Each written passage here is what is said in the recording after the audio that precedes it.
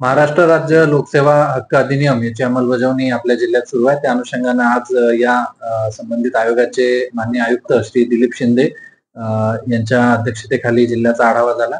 त्यामध्ये प्रामुख्यानं असं दिसून आलं की गेल्या वर्षी आपला जो विलंबाचा टक्केवारी जास्त होती, साधारण 25% पेक्षा जास्त, ती आता कमी होऊन 2% आलेली आहे. अर्थात 2% सुद्धा विलंब अपेक्षित नाही आणि तो सुद्धा 0% येण्याविषयी त्यांनी आपल्याला सूचना दिल्यात.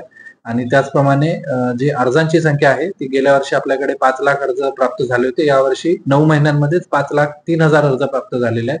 याचा अर्थ की ऑनलाईन ज्या सेवा देण्याचं प्रमाण आहे ते आता आपल्या जिल्ह्यात चांगल्या प्रकारे वाढत आहे. याबद्दल त्यांनी आपल्या सगळ्या यंत्रणांना कौतुक सुद्धा केलंय.